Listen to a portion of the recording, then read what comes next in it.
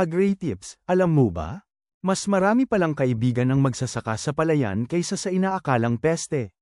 Ayon sa mga datos mula sa PhilRice at IRRI, tinatayang may higit sa 600 na uri ng beneficial insect sa mga palayan sa Pilipinas, kumpara sa humigit kumulang 80 hanggang 100 lamang na destructive insect species. Kabilang sa mga kaibigan ng magsasaka ay ang lady beetle, hoverfly, dragonfly, parasitic wasp, at spiders, na tumutulong sa pagpuksa ng mga peste tulad ng aphids, stem borers, at rice bugs.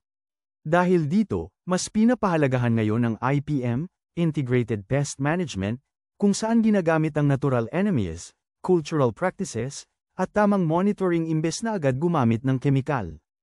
Tandaan, mas maraming kakampi ang kalikasan, protektahan natin sila.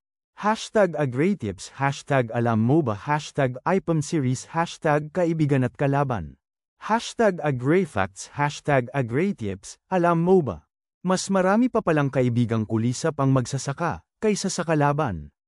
Ikaw, ilan na ang kilala mo?